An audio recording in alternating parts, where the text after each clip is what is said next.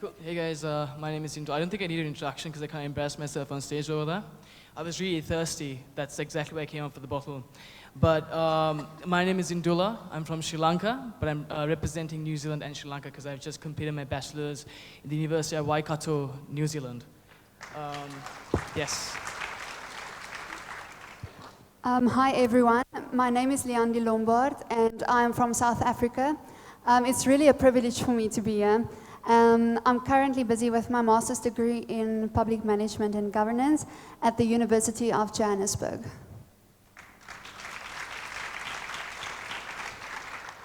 Hi guys, my name's Chloe. I'm from Newcastle, Australia. There's too many of us, no, not true. And I'm in my final year of a Bachelor of Speech Pathology with honours. Hi, I'm Ian Greenhall from the United States of America. I'm currently studying at Texas A&M University with a degree in poultry science. Hi everybody, my name is Yvonne Ardley and I am from Perth, Western Australia. I'm currently studying a double major in journalism and broadcasting at Edith Cowan University. Hi, my name is Daniela Sampaio. I was born in Colombia, but I currently live in the United States of America. From Florida Atlantic University, currently double majoring in business management and marketing. Leandi, do you want to get us started? I hear you have some hidden talents and you're working on some pretty crazy projects. Do you want to tell us what your talent is and what projects you're working on? Yes, as every one of us, we all have a dream and something that we want to follow. Now, I have a really great passion for music, and I like to sing and I like to play piano.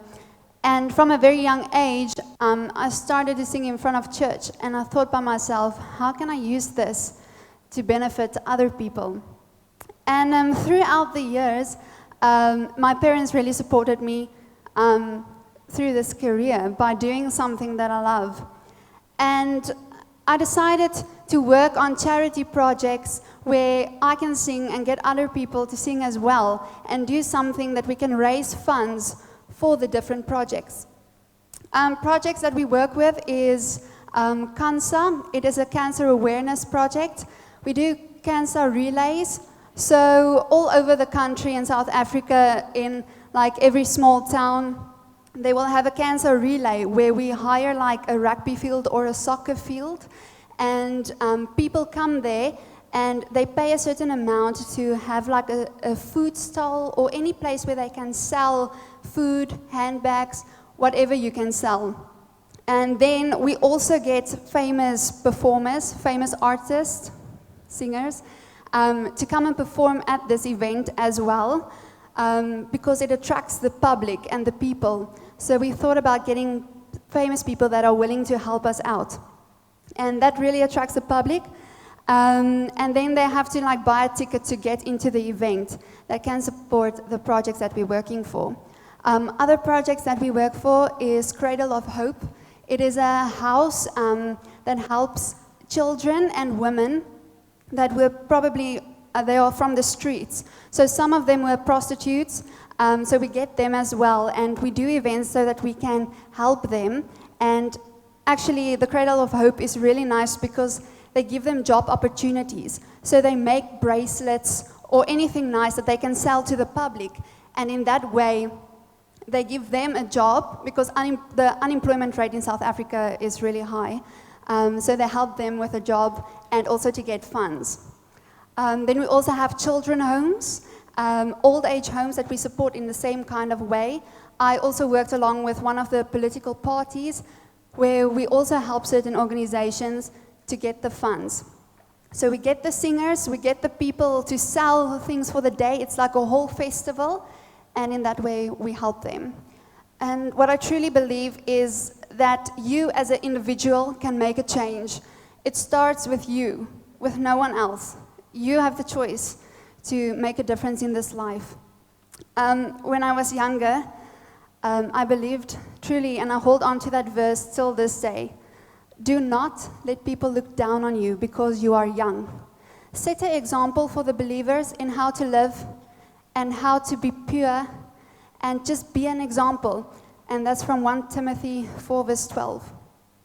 So change starts with you, no one else. Have you guys ever watched the movie Pay It Forward? You watched the movie Pay It Forward?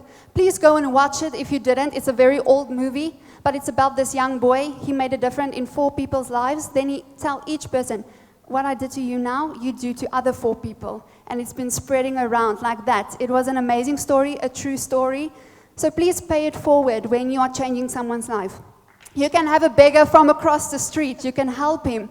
You can give him a message of hope, and that will help them. Thank you.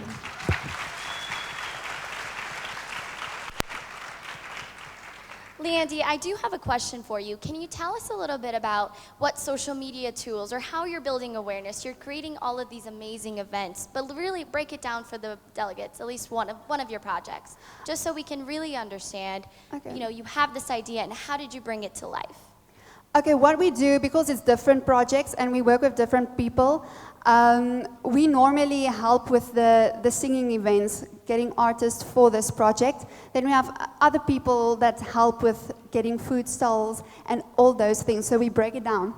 But Facebook is one of the major things that helps.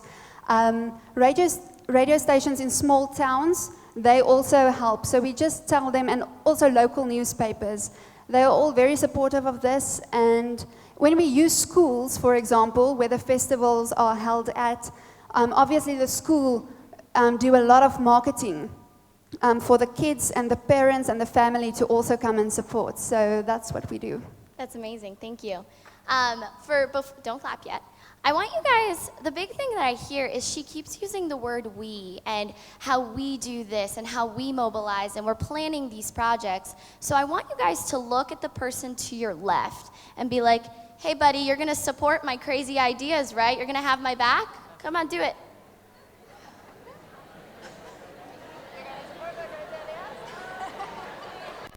We all need allies. All right. Change begins with you, but you need people to support you, and you need to inspire the shared vision. You guys still listening? So that's what I mean. You need each other, lean on each other, make that change, tell a friend, tell this network of people that you have around you, and they will support you. Moving on to Chloe. Chloe has been doing some incredible work right here in Vietnam, and she's using social media as part of her platform. Do you want to tell us a little bit about that? Yeah. So in April of this year, I was in Vietnam. We spent 3 weeks in Hoi An at a school for disabilities. And we're working with a lot of children affected by Agent Orange and other various reasons as well. And then we also spent a week in Ho Chi Minh City working with the first 2 lot of Vietnam cohorts of speech pathologists.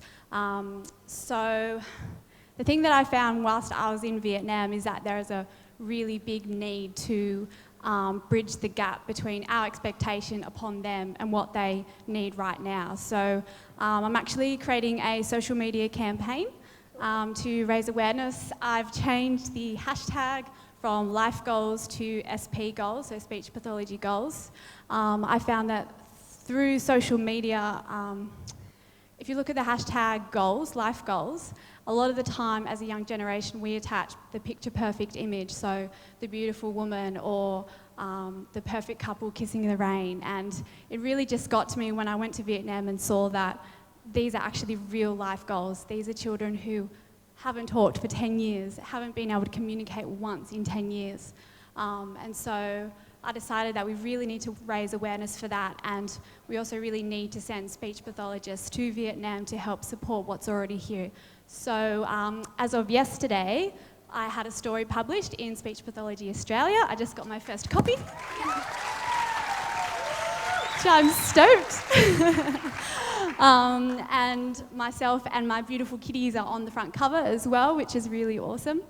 And whilst I was in Vietnam, I filmed a range of stories and documentaries about these beautiful kids and their parents and the new graduate speech pathologists there.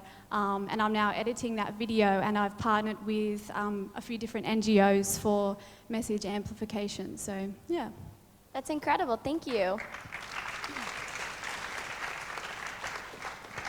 So next we have Ndula, who's also using social media. Take that note down. Use social media to get support for your platforms. But you all know that already.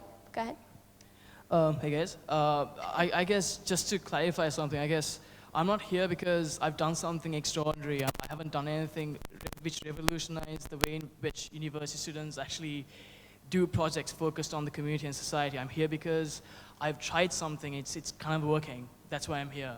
And I'd like to bring down your expectations as much as possible because end of the day, I face the same challenges you guys face, which is the fact that we are students, we have less disposable income, or allowances in some cases, and secondly, we are quite young, we are between 20 and 25 years old, and there's a positive correlation between your credibility and your age.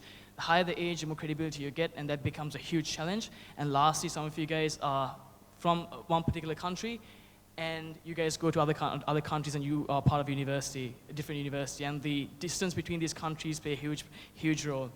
And that's where social media comes in. Because you can do something, you can prove yourself to individuals, you can reach out to a larger audience, and no matter where you are in the world, you can always reach out to other communities who can watch what you've done on social media. And the interesting thing is I've actually spoken to Ian quite a bit. I mean, in the US, presidential elections are actually run mostly by social media, and that makes a huge impact. If things as high profile as US elections can happen online, on social media, why can't we as students use that platform to encourage the generation of tomorrow to incorporate the fabric of social giving at a younger age? Because I believe if you do that at this age, when you guys are 30 years old, you all can use all the money that you all earn as CEOs of companies to actually do bigger things. So I think it's important to incorporate the fabric at a younger age. Thank you.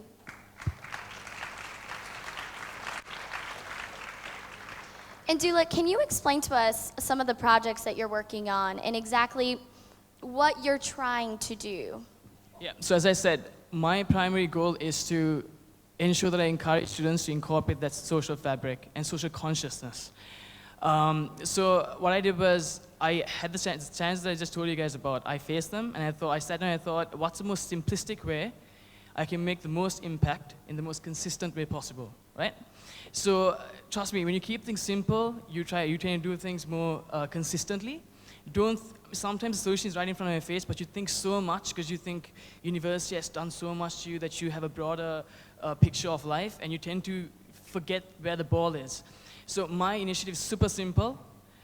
I allocate 10% of my allowance or my income, and then I tend to do 2 projects every year. So that's 1 project every 6 months. And to keep things interesting, which comes down to the word which I said, impactful, I choose a different individual or group across a broader spectrum of society for every single project that I do. So for the first 6 months, what I did was I purchased 95 bottles of water using $40. And I had 2 donors at that time. That was my launch project. I used my neighbor.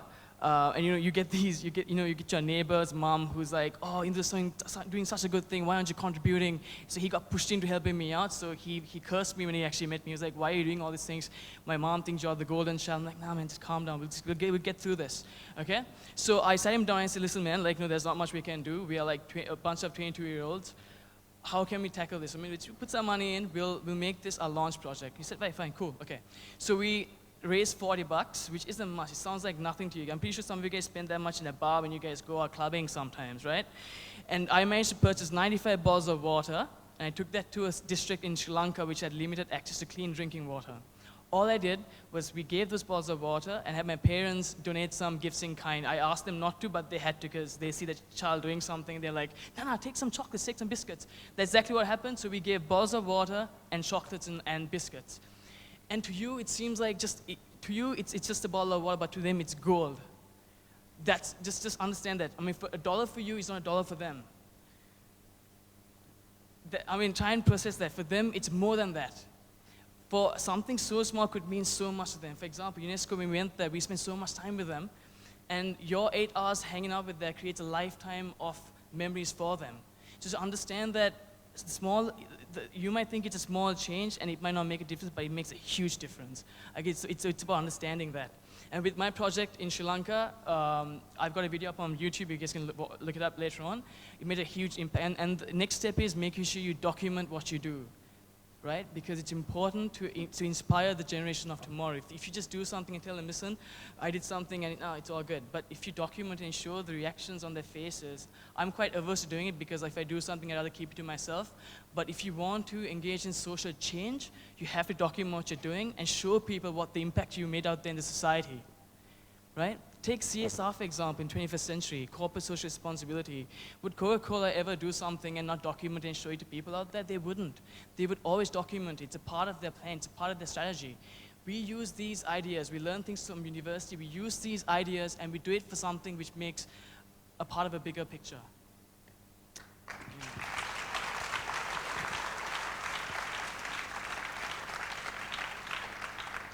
Talking about documentaries, I hear someone who specializes in documentaries is right here on stage with us.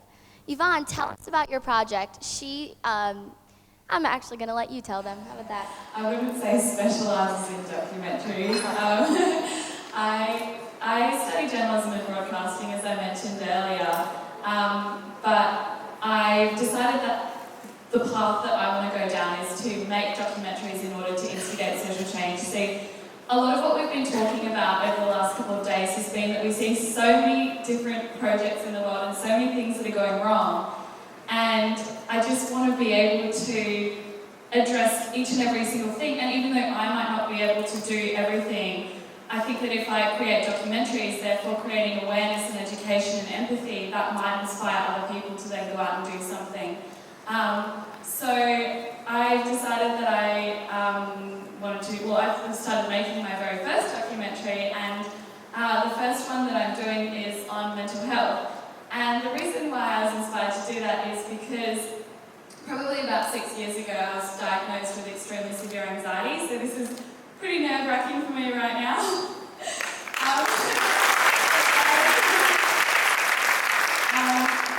And I think because I probably come across and on the exterior as coming together, as a well-together person, a lot of my friends approached me and said that they were suffering themselves from mental illnesses, and I was like, well, I want to make something to show my friends that it's actually okay to go out and talk about it, and I also wanted to explore avenues in which to seek help and things that they could do to help themselves.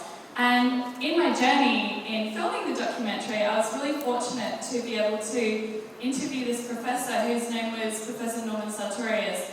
So he was the former head of mental health at the World Health Organization, and he's said to be one of the most influential psychiatrists in the world. And he only flew to Perth for 3 days, and I managed to grab him for an hour for a one-on-one interview. And the thing that stuck with me the most wasn't what we talked about in the interview, although it was really important.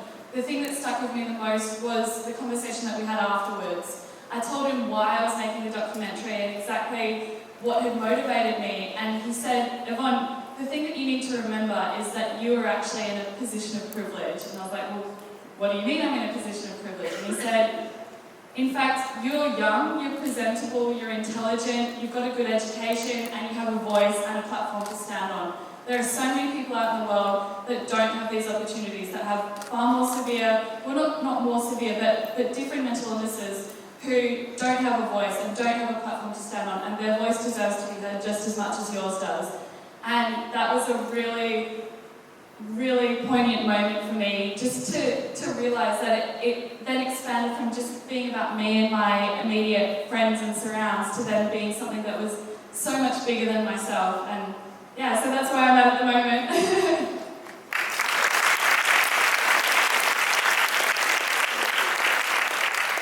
And you mentioned you were halfway filming, right? So tell us a little bit of what that experience has been like.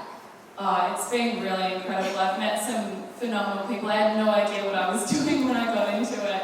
I actually managed to seek some advice from an Australian documentary filmmaker called Sybil Bradley. And he told me that the thing that I needed to do if I wanted to break into the industry was just to go out and start doing it and start filming and make my mistakes and work through the kinks. And it's just steered me down this really interesting direction. And I've met some really beautiful people and heard some really interesting stories, and they've all been very heartwarming and eye-opening, and it is incredibly humbling as well, just to hear some of the people's stories, and it really puts things into perspective for me. I know anxiety is one thing, but there are so many there's a multitude of different mental illnesses which people really suffer from, and it really inhibits what they can do and their potential in life. And another thing actually that Professor Sartori said to me was that a lot of people who do suffer from mental illnesses, they have a real value in society, and I think that a lot of the stigma that's attached to people with mental illness is that a lot of people perceive that they don't have value. And in actual fact, a lot of people that do have mental illnesses are far greater in certain areas than most people who don't suffer from mental illness. For instance, they're better at empathizing in certain areas, they have a better understanding in certain areas, and even their motivations and drives in life can have been triggered from having a mental illness, and they wouldn't be the person that they are if it wasn't for having a mental illness. So, thank you.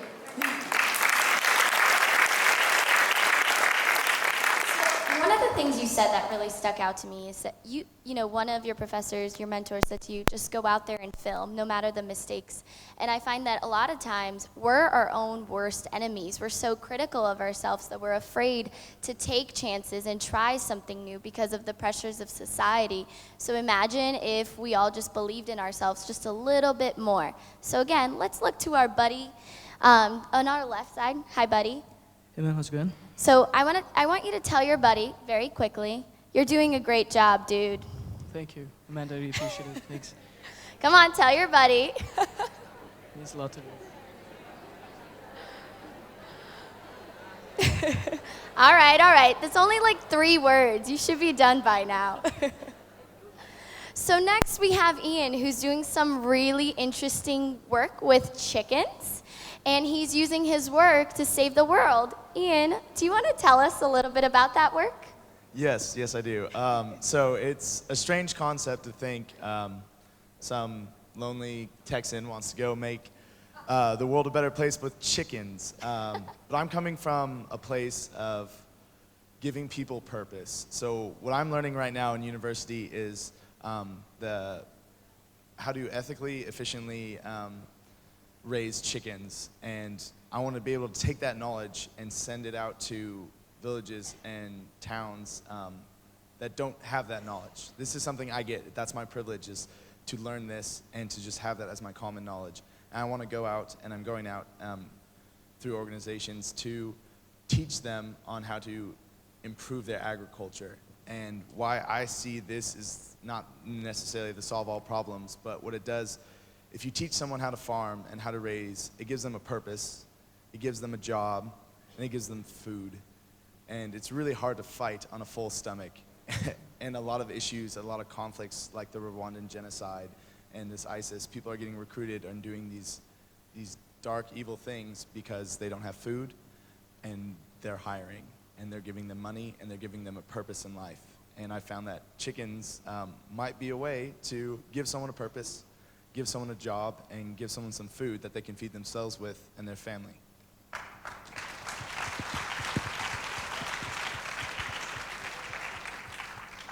That's incredible that you're able to give them purpose and motivate them and enable them. But tell us a little bit about what's kept you going. I know you've felt some hardships before. Yes, actually, back on your topic, I suffered from depression really at a young age in 7th and 8th grade. And I woke up a lot every day just without purpose. I had no direction, and it was a dark time. Luckily, I had a loving family and people that had gone through similar things to encourage me to talk about it and, just be heard on those emotions. And I found my purpose, and that was people. To me, there's nothing more important in this world than the people around you. Eventually, that's just everyone. It grew and grew, and my purpose was giving people purpose. Because once I found mine of helping people out, it was just the most fulfilling. It was more rewarding. The more I gave, the more the world gave back, and it was just too much. So that's kind of what's kept me going, I would say, is the fact that I wake up with a purpose every morning, and if I can do that, and if that's a strange way with chickens, I mean, I'll do it. I don't care. If it's giving someone a purpose, that's what we want in life. Everyone wants someone to love and a purpose to have. Thank you, Ian.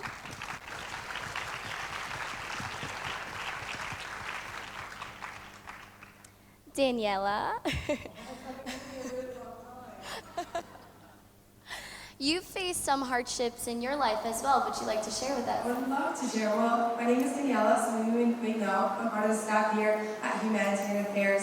It's been an incredible opportunity, but I would have not had the opportunity if I wouldn't have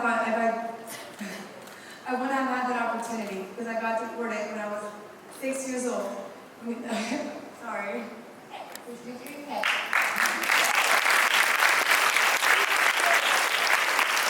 I was saying I got deported in the United States of America. Now, at 6 years old, I was taken aside to the Homeland Security Office. My parents had prepared me as to what they were going to ask, but I failed them because I probably answered something really stupid, and we got sent back to Colombia. Now, luckily, I was given the opportunity to come back again and given that second chance. Now, I see my parents suffer, and they were architects and they were doctors, but they did anything they could to provide meals for us and the family. My dad was an architect. He was cleaning toilets at Bucks a Million. Now, my mom was a doctor, and she was working at Taco Bell, a fast food restaurant. She did anything she could to provide us for our family. Now, I'm constantly inspired by their hardship, so I want to be able to give back, and I want to be able to those students in Colombia to have the opportunities that I have, and that's why we would go back and build a school in Colombia to enrich their education.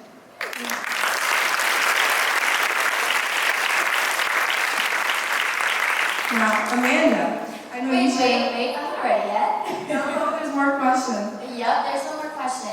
So here you are, you've come so far, and you are working with Humanitarian Affairs. Tell us about your experience and how these past 3 months have been. The past 3 months we've been in Thailand. Sawadee Ka, anybody who's from Thailand. It has been a constant challenge. I feel like being in America, we were so privileged, and every day was a constant challenge. Something new came along. Being this past week here in the USLS in Vietnam, I've been so inspired by every single one of you. The ones that I've gotten the opportunity to talk to, every single one of you here today. I want to be able to have that inspiration, inspire others, and then, like I said, that's why we're going to go back to Colombia someday. Thank you. Cool. So I guess you had to ask me a question? Yeah, I know you share a very similar experience.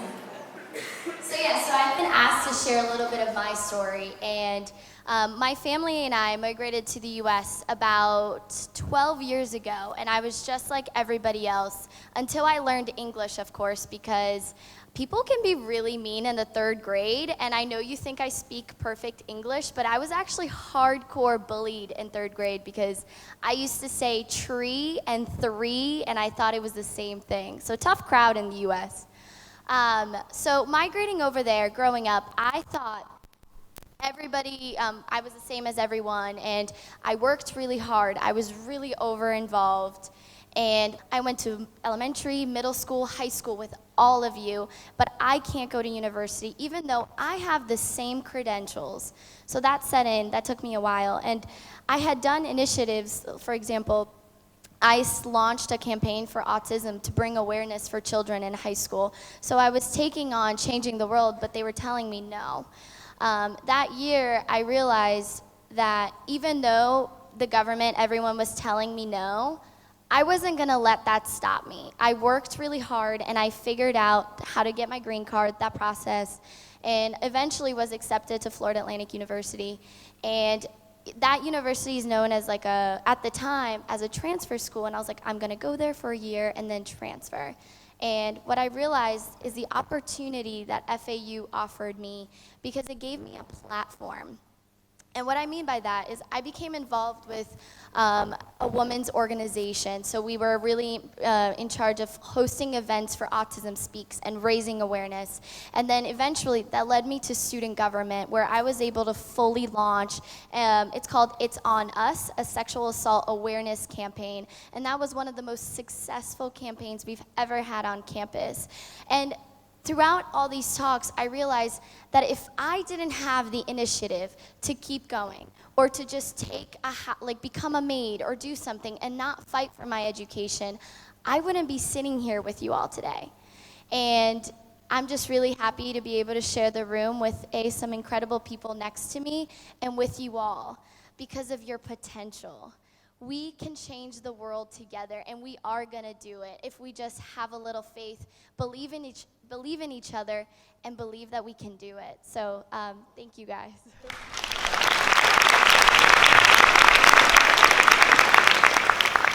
Hi, I'm Johnson from Hong Kong. I'm also a human rights activist. So you emphasize about faith and passion in doing your work to reach your goal. But what I'm interested in is how do you do it? What strategy you use? What should we consider before we take actions to prevent failure?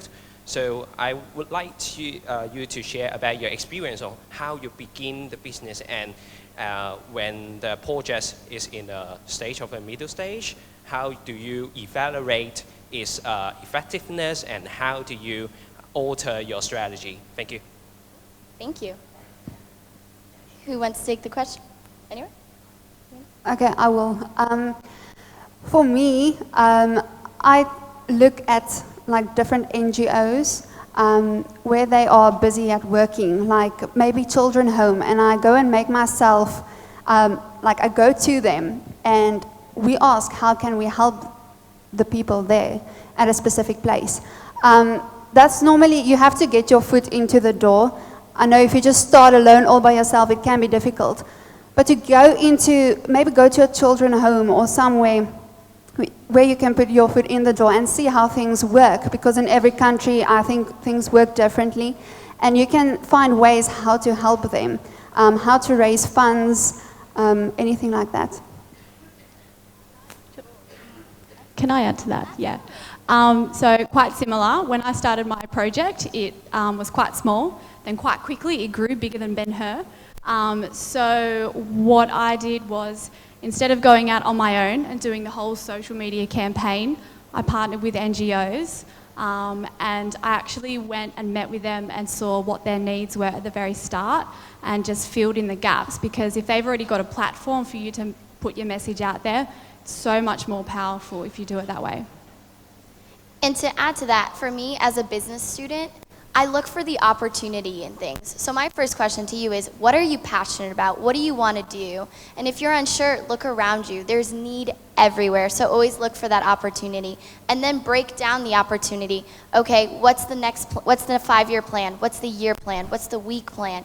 Break it down and it'll feel a lot more attainable.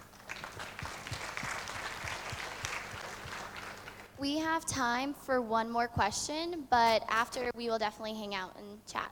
Go ahead. Hi. A day before the learning journey, so I think that's the day before yesterday, I was a bit nervous about how well I would do at some of the communities, and Amanda said something very, very profound. She said, whenever you're feeling like it's too hard or it's so-and-so or such and such, ask yourself, am I still loving them? And I just want to ask you guys, how would you define your love of the world or your communities or the people in need? Because it sounds very hippie and stuff, but like, you know, love does make the world go around, etc., etc. No, but really, could you maybe share a story of you, for example, the poultry scientist, is that what I want to call you?